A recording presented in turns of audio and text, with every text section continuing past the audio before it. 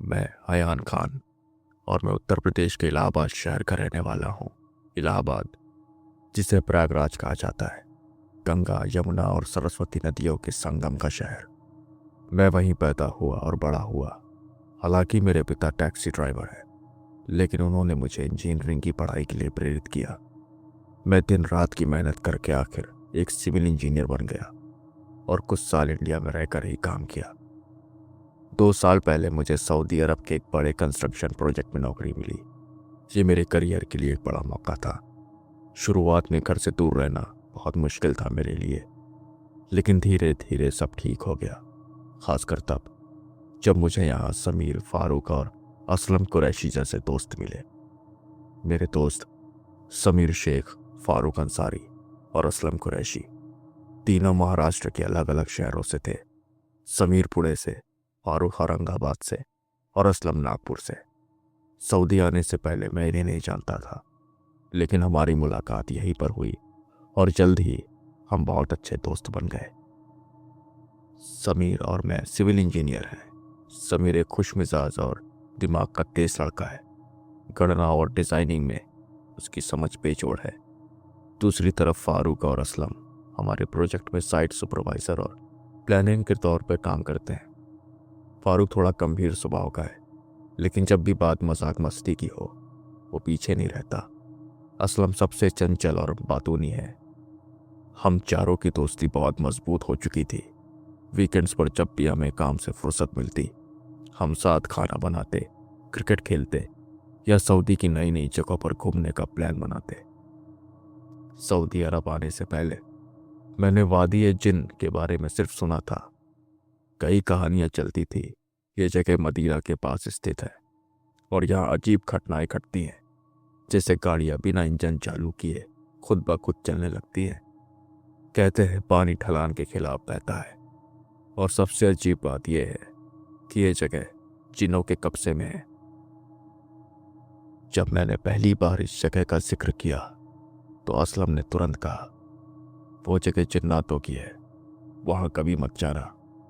समीर ने भी उसकी बात में हामी भरी, लेकिन फारूक और मैंने इसे बस एक भ्रम बताया। हमें यकीन था कि यह सब कोई चुंबकीय ताकत या साइंस का खेल होगा। असलम ने गंभीर होकर कहा, देखो भाई, मजाक अपनी जगह, लेकिन जिन्हों का वजूद कुरान में भी लिखा है। ये लोग खेल नहीं करते कभी। अगर वहां किसी ने गलत हरकत की तो मुसीबत में भी फंस सकते हो। लेकिन फारूक ने उसकी बात काटते हुए कहा, जिन्नात मिन्नात कुछ नहीं होते, ये सब बेवजह डराने की बातें हैं। लोग वह सब अपने अनुभव को बढ़ा चढ़ा कर बताते हैं। हमारे बीच ये चर्चा अक्सर होती रहती थी और एक दिन जब हमारा काम थोड़ा हल्का था और वीकेंड पास आ रहा था, तो मैंने मस्ती मजाक में कहा, चलो ना प्लीज, वादी ए जिन चलते हैं, वहां की चीजों को एक्सप्लोर करते हैं। समीर थोड़ा सा डर गया, लेकिन फारूक ने कहा, भाई सही आइडिया है, सब कुछ खुद देख लेंगे। असलम ने पहले मना किया, लेकिन फिर हमारे जोर देने पर उसने भी हामी भर दी।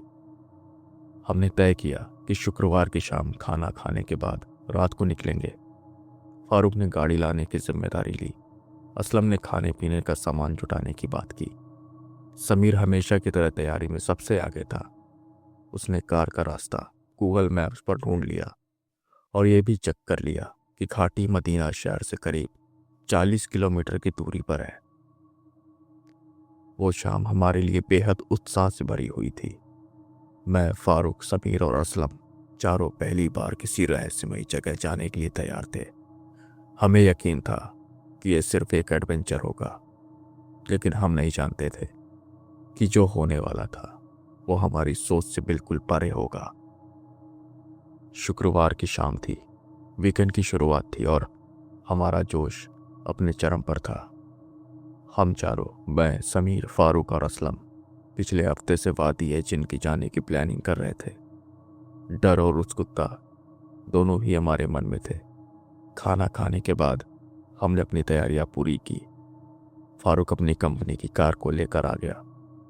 ये एक बड़ी एसयूवी थी जो ऐसी जगहों के लिए परफेक्ट थी। असलम ने खाने पीने का सामान पहले से ही पैक कर लिया था। समीर ने गूगल मैप्स पर रास्ता देख लिया था और हमें बता रहा था कि कैसे पहुंचना है। मैं हमेशा की तरह बैग में टॉर्च, पावर बैंक और कुछ ज़रूरी सामान रखकर बिल्कुल तैयार था। रात के 9 बज रहे थे जब हम मदीना से रवाना हुए। फारूक ड्राइव कर रहा था और मैं उसके साथ वाली सीट पर बैठा था। पीछे समीर और असलम मजाक कर रहे थे। माहौल काफी हल्का फुल्का था। असलम सुन, अगर वहां सच में जिन मिले तो क्या करेगा? समीर ने उसे छेड़ते हुए कहा। मैं तो वहीं दुआ पढ़कर चुपचाप बैठ जाऊंगा, लेकिन तुम्हें जिन उठा ले गया तो मेरा क्या कसूर? असलम ने तुरंत जवाब दिया। हम सब हंसने लगे, लेकिन कहीं ना कहीं ये मजाक भी हमें अंदर ही अंदर के डर का एहसास करवा रहा था। रात का समय था और मदीना से बाहर निकलते ही सड़कें सुनसान होने लगी। आसमान में चांद आधा छिपा हुआ था और सड़क के दोनों तरफ सिर्फ पहाड़ और रेगिस्तान दिखाई दे रहे थे। गाड़ी के हेडलाइट्स की रोशनी के अलावा दूर दूर तक कोई और रोशनी नहीं थी। रास्ते में फारूक ने कार का म्यूजिक बंद कर दिया। भाई, ऐसे माहौल में गाने सुनना अजीब लग रहा है, उसने कहा। क्यों, डर लग रहा है क्या? मैंने उसे चिढ़ाते हुए कहा। डर वर कुछ नहीं, लेकिन यह जगह कुछ अजीब तो है। असल में माहौल धीरे धीरे हमारे ऊपरी हवा भी खो रहा था। हवा में एक ठंडापन था जो अजीब तरीके से हमारी खिड़कियों के शीशों को धुंधला कर रहा था। चारों तरफ पूरा सन्नाटा था। करीब 11 बजे रात हम घाटी पर पहुंच गए। गाड़ी जैसे ही वहीं रुकी, हमें महसूस हुआ कि यह जगह वाकई अजीब है। चारों तरफ एकदम घना अंधेरा था। आसमान में तारे झिलमिला रहे थे। चारों तरफ सिर्फ पहाड़ थे जो चांद की हल्की रोशनी में और भी डरावने लग रहे थे। सड़क बिल्कुल खाली थी। हमें दूर दूर तक किसी इंसान का नामो निशान नहीं दिखा। यहां तो सच में कोई नहीं रहता होगा, समीर ने कहा। उसकी आवाज में हल्की घबराहट थी। भाई, यही तो मजा है, हम यहाँ एडवेंचर करने आए हैं, फारूक ने उसे जवाब दिया। हमने गाड़ी एक तरफ जाकर खड़ी कर दी। बाहर कदम रखते ही ठंडी हवा का झोंका हमारे चेहरों से टकराया। वो ठंड इतनी अजीब थी कि लगा जैसे हमारे शरीर के आर पार हो रही हो। जैसे ही हमने गाड़ी से उतरकर आसपास देखना शुरू किया, हम सब ने महसूस किया कि यहाँ की हर चीज असामान्य है। हमने पानी की एक बोतल सड़क पर डाली और वो ढलान के खिलाफ ऊपर की ओर लुढ़कने लगी। ये देखकर समीर और असलम हैरान रह गए। ये तो वाकई हो रहा है, असलम ने चौंकते हुए कहा। ये सिर्फ इल्यूजन है, कोई चुंबकीय फील्ड या गुरुत्वाकर्षण का खेल होगा, फारूक ने कहा। लेकिन इस तर्क वितर्क के बीच मेरी नजरें आसपास के पहाड़ों पर थी। ऐसा लग रहा था जैसे वे हमें घूर रहे हो। हवा की आवाज में भी एक अजीब सी गूंज थी, जैसे कोई धीरे धीरे फुसफुसा रहा हो। यहां ज्यादा देर रुकना सही नहीं लग रहा, मैंने धीरे से कहा। भाई, बस आधा घंटा रुकते हैं, थोड़ा एक्सप्लोर करते हैं और फिर यहां से निकलते हैं, फारूक ने मुझे शांत किया। जैसे ही हमने घाटी में अपनी गाड़ी पार्क की, फारूक ने गाड़ी का इंजन बंद कर दिया। चारों तरफ गहरा सन्नाटा था और हमारे आसपास सिर्फ पहाड़ थे। हम सब गाड़ी में बैठे एक दूसरे से मजाक कर रहे थे कि अचानक एक अजीब चीज हुई। गाड़ी बंद होने के बावजूद धीरे धीरे पीछे की तरफ ढलान के खिलाफ चलने लगी। ये क्या हो रहा है? असुर ने चौंकते हुए पूछा। अरे कुछ नहीं, एक गुरुत्वाकर्षण का खेल है, मैंने मजाक में कहा, लेकिन अंदर से मैं खुद थोड़ा असहज था। फारूक ने तुरंत गाड़ी को रोकने की ब्रेक पर पैर रखा, लेकिन गाड़ी रुकने का नाम ही नहीं ले रही थी। उसकी आंखों में अचानक डर छलकने लगा। यार, ये ब्रेक काम क्यों नहीं कर रहे? फारूक ने घबराते हुए कहा। हैंड ब्रेक लगाना, समीर ने कहा। फारूक ने तुरंत हैंड ब्रेक खींचा। लेकिन गाड़ी फिर भी धीरे धीरे पीछे की ओर बढ़ रही थी।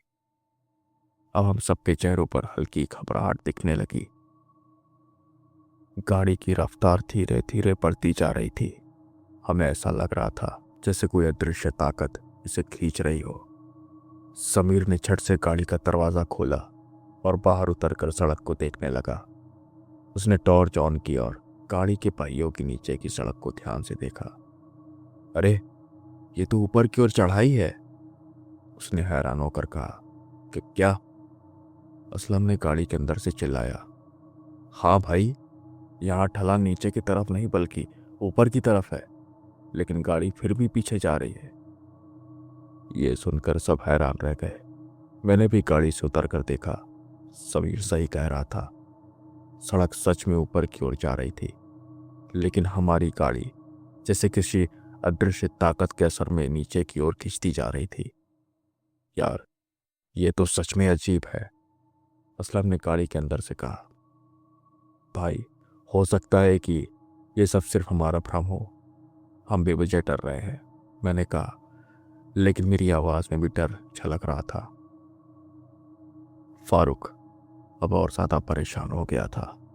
उसने गाड़ी का इंजन फिर से स्टार्ट किया और ब्रेक लगाकर गाड़ी को पूरी ताकत से रोकने की कोशिश की। गाड़ी थोड़ी देर के लिए रुकी, लेकिन जैसे ही उसने ब्रेक छोड़ा, गाड़ी फिर से पीछे की ओर सड़कने लगी। भाई, ये मजाक नहीं लग रहा, यहाँ कुछ तो गड़बड़ जरूर है, फारूक ने घबराते हुए कहा। हम सब अब अंदर ही अंदर डरने लगे थे।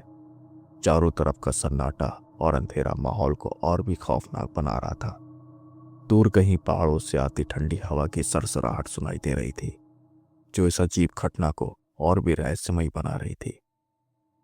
असलम ने डरते हुए कहा, भाई दुआ पढ़ो, यहाँ कोई जिन प्रेत का मामला लग रहा है, इस घाटी में वाकई जरूर कुछ है। अरे कुछ नहीं, ये सब बस साइंस का खेल है, किसी चुंबकीय फील्ड की वजह से ऐसा होता है। समीर ने उसे शांत कराने की कोशिश की, लेकिन समीर की खुद की आवाज भी कांप रही थी। मैंने अपनी चारों तरफ नजर दौड़ाई। मुझे ऐसा महसूस हुआ जैसे कोई हमें देख रहा है। दूर दूर तक कोई इंसान नहीं था, लेकिन फिर भी ऐसा लग रहा था जैसे हमारी हर हरकत पर नजर रखी जा रही है। हम सब ने यह तय किया कि इस बारे में ज्यादा ना सोचकर गाड़ी को आगे बढ़ाया जाए, लेकिन गाड़ी खुद ब खुद चलना हमारे दिमाग में अजीब सा डर और बेचैनी पैदा कर चुका था। रात के करीब 1 बजे का समय होगा।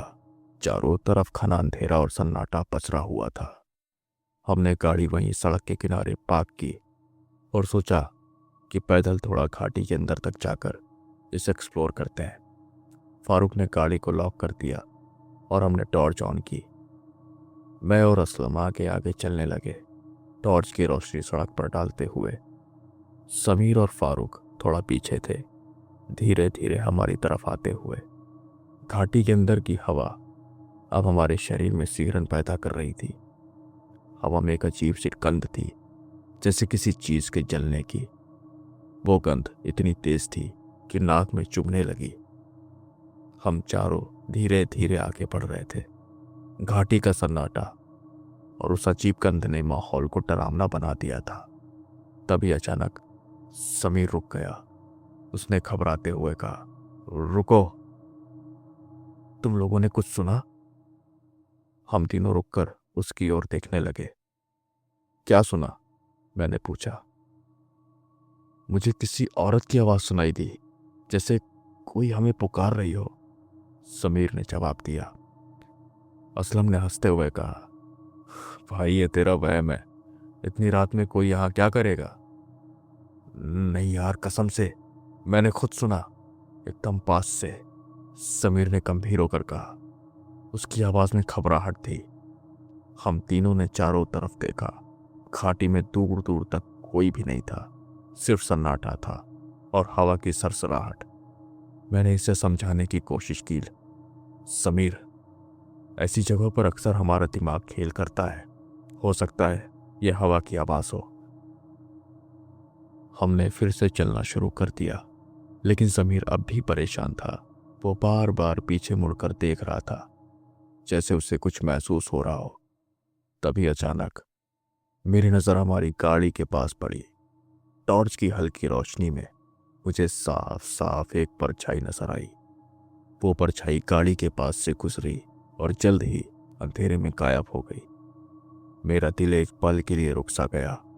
मैंने टॉर्च की रोशनी उस तरफ डालकर देखने की कोशिश की, लेकिन वहां कुछ नहीं था। अरे रुक जाओ, मैंने जोर से कहा। मेरी आवाज में डर साफ झलक रहा था। क्या हुआ यान? असलम ने घबरा कर पूछा। गाड़ी के पास कोई खड़ा था, मैंने परछाई देखी, मैंने कांपती हुई आवाज में कहा। अब असलम और समीर भी रुककर उस दिशा में देखने लगे।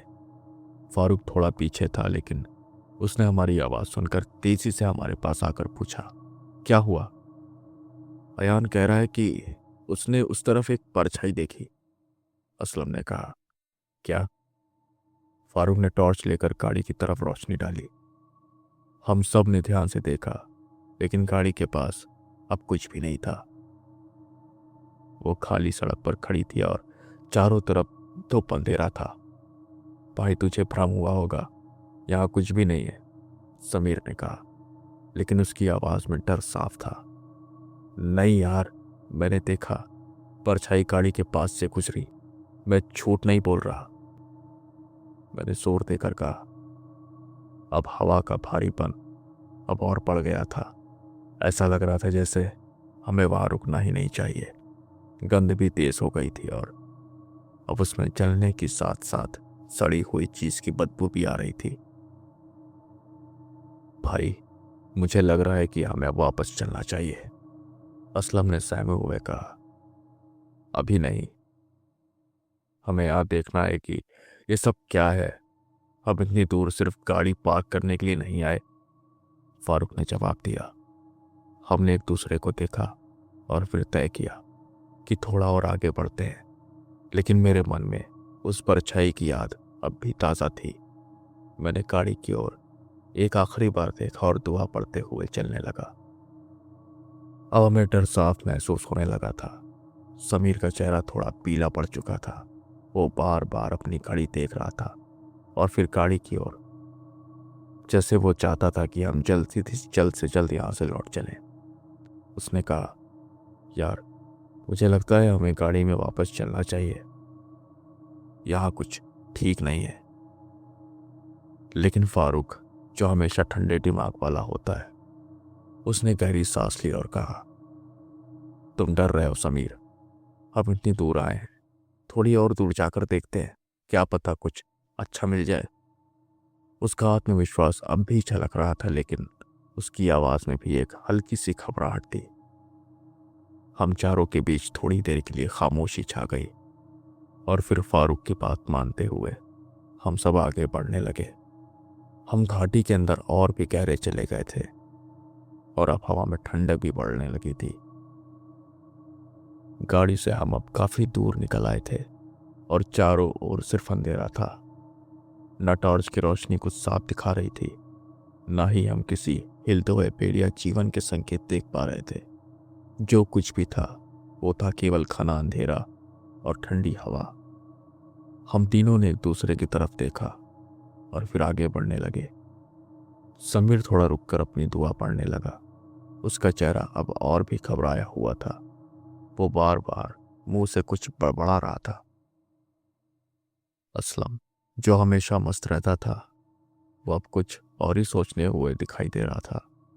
अचानक उसने कहा, यार गाड़ी में खाने का सामान रखा है, मुझे थोड़ा कुछ लेकर आना चाहिए।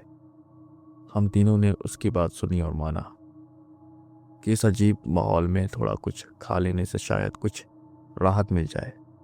असलम वापस गाड़ी की ओर लौटने लगा, जबकि हम तीनों आगे बढ़ते रहे। हम जैसे ही आगे बढ़े, हवा की सर्दी और बढ़ने लगी। हवा की सरसराहट और हमारे कदमों की आवाज़ के अलावा और कुछ सुनाई नहीं दे रहा था।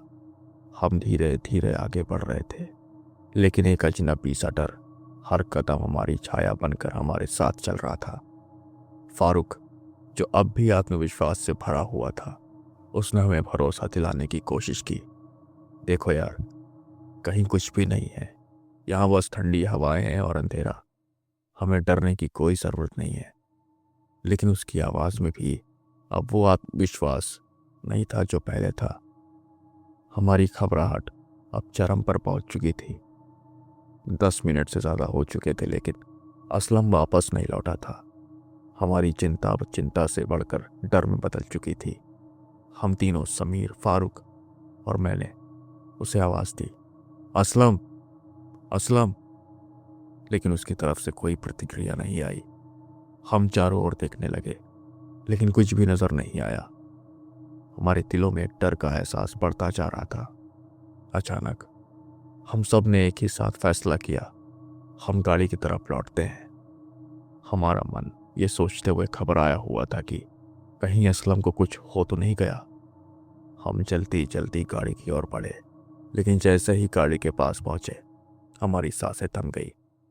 गाड़ी का दरवाज़ा खुला हुआ था और असलम का कोई पता नहीं था।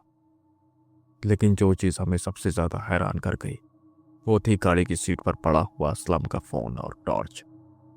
जैसे किसी ने जल्दी जल्दी इन चीज़ों को वहाँ रखा हो और फिर अचानक गायब हो गया हो। हमारे मन में एक अजीब सा डर बैठ गया। तीनों के चेहरे पर घबराहट और आशंका की लकीरें साफ दिखाई दे रही थी। अब हमें यकीन हो चुका था कि यहाँ कुछ गड़बड़ है। समीर ने सबसे पहले कहा, चलो यहाँ से निकलते हैं, असलम खुद वापस आ जाएगा। वो डर को छिपाने की कोशिश करते हुए बोला। फारूक ने जब गाड़ी को स्टार्ट करने की कोशिश की, वो चाबी घुमाए जा रहा था लेकिन गाड़ी के इंजन की आवाज़ सुनाई नहीं दे रही थी। हमने दोबारा कोशिश की लेकिन फिर भी गाड़ी स्टार्ट ही नहीं हो रही थी। हम तीनों को अब महसूस होने लगा कि हम जो सोच रहे थे वो कुछ और ही था। तभी जैसे किसी साए ने हमें घेर लिया हो।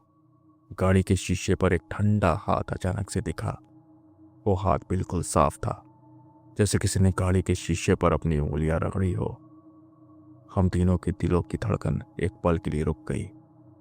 सभी की नजरें सिर्फ शीशे पर थी लेकिन जब हम बाहर झांके तो वहां कोई भी नहीं था। समीर ने घबराते हुए चीखा, गाड़ी से बाहर मत निकलो।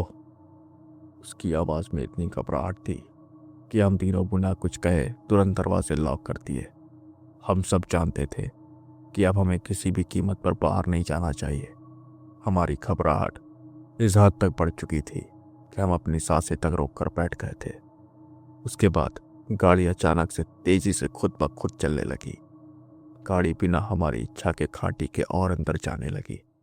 हम तीनों के दिलों में डर का एक भयानक एहसास भर गया। ऐसा लग रहा था जैसे गाड़ी की दिशा अब हमारी नहीं, किसी और की इच्छाओं के अनुसार तय हो रही है। गाड़ी के अंदर अजीब अजीब आवाजें सुनाई देने लगी, जैसे किसी ने धीमे धीमे दुआएं पढ़नी शुरू की हो। वो आवाजें धीरे धीरे तेज हो रही थी और हम तीनों की घबराहट दोगुनी हो गई। समीर की आंखों में एक डर था जो पहले नहीं था। फारूक के चेहरे पर भी डर साफ नजर आ रहा था लेकिन हम कुछ भी नहीं कर पा रहे थे। हम सिर्फ गाड़ी के अंदर बढ़ने के और उस डरावने माहौल को महसूस कर रहे थे। तभी गाड़ी एक तेज झटके के साथ रुक गई। यह अचानक हुआ था। बाहर का दृश्य एकदम सामान्य था लेकिन अंदर की स्थिति ने हमें बिल्कुल भी सामान्य नहीं महसूस होने दिया। हम तीनों धीरे धीरे दरवाजा खोले और बाहर की तरफ देखने लगे।